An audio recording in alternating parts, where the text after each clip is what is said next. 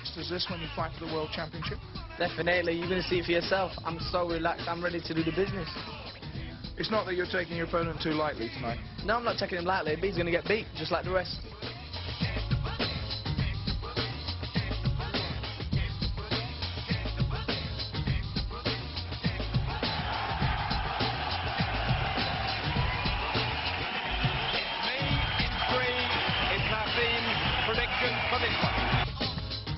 Look the business when he fought in Glasgow.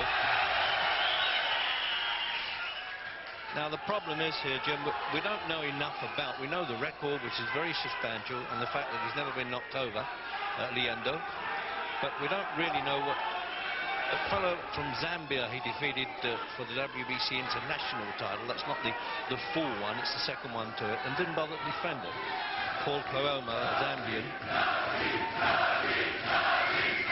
You see what I'm saying? They're already the Scots have taken to this fellow. He gives him a bit of entertainment, but it now looks as though he can not only back up his post, the lad can fight. He's only 21 recently. Changing stats. The thing about Liendo, when he weighed in, Hamid's manager Brendan Ingle said, well, there's no marks on him, so he doesn't get knocked around at all. Very clean cut looking. Yeah, the fact that he fights so often, Reg, suggests that he doesn't get involved in wars, so he's probably fairly elusive with a good defence. That was a good little start. He caught Naz with a couple of decent shots, but Naz will make him pay for that, as he has done already.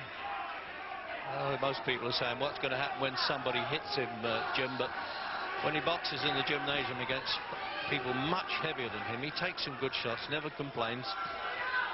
I think he does absorb a good punch, but then again, we've got to find out. And I don't know whether this fella's capable of it or not. Well, he's not a big puncher, Liendo, but I get the impression that Naz has great natural strength. I don't really see any problems when eventually he takes a solid shot in the chin. He looks to have everything. You're not 100% sure until you see him do it at the top level, but he really looks as though he has the business. He's given up the European Bantamweight Championship. That's the 8-stone 6 division. And, well, that's always difficult to do that, but he just doesn't want to sweat down, he says, to that weight anymore. He's now 8-stone 10. He weighs a few ounces under that for this. And Liendo was 8-stone 10. Well, if the first round is anything to go by, at least it looks like Liendo's going to give him a test far better than his previous opponent. And that was a lovely shot. That was a bone shaker, that one. That was a lovely uppercut lead from Hamed. Yeah, as you say, the Argentinian's going to make him fight by the look of it.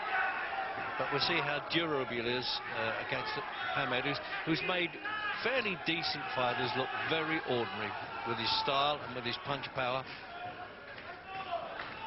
We've been talking about round 3. In fact, 10 minutes ago, I happened to be walking past him, keeping my distance. He said, you watch for round 3.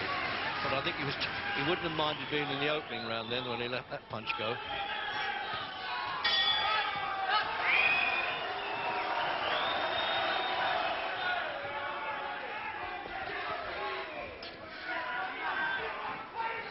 Apart from these sort of Cobra-like skills that he's got, Naseem, Jim, he's physically well built, isn't he, for an 8-stone 10 fighter? Yeah, he's got very strong legs. That's one of the reasons I believe he'll come up at least a couple of weight divisions. Very strong looking legs, and that's obviously where his punching power comes from. Although he doesn't have to be set to get power into his punches, he seems to be able to do that from all angles. Well, up until now, Liendo looks a worthy opponent.